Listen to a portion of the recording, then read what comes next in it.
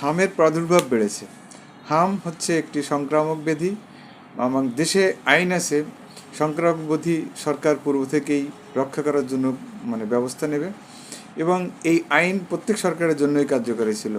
তো বর্তমান সরকার তার সম্পূর্ণ দোষ নিতে চান না, তার কারণ তারা মাত্র 1 মাস বয়স হয়নি বা 2 মাস বয়স হতে চললে এরকম সময় তারা পূর্বের দায় নিবে কেন?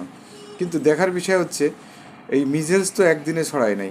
এই মিজেলস ছড়াছে ইন্টারিম গভর্নমেন্টের সময়। কেন প্রক্রিয়মেন্টে টিকা কেনা হলো না? বাংলাদেশের টিকার যে নেটওয়ার্ক, এটা খুব ভালো নেটওয়ার্ক ছিল প্রায় গত 15 বছর ধরে। সেই নেটওয়ার্কে কেন এই টিকাগুলো ডাইরেক্ট পারচেস করা হলো না? বাংলাদেশে অনেক কিছু ডাইরেক্ট পারচেস করা হয়, সেখানে দুর্নীতি হয়, কিন্তু টিকাগুলো কিনতে যে যদি দুর্নীতি হতো, শিশুগুলো তো বেঁচে যেত। প্রতিদিন প্রায় 1000-এর মতো নতুন সিমটম নিয়ে আক্রান্ত হচ্ছে, এবং গত 15 দিনে একটা পরিসংখ্যান আসছে, প্রায় প্রতিদিন 8জন 10জন করে মারা যাচ্ছে। তাহলে এই যে অবহেলার কারণে রাষ্ট্রে কি দায় এড়াতে পারে?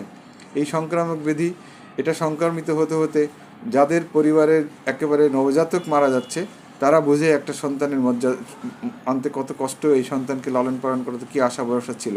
তো সুতরাং এর দায়িত্ব সরকারকে নিতে হবে, এবং জনগণ একটি সুস্থ এবং সুন্দর সুশৃঙ্খল হেলথ নেটওয়ার্ক চাই।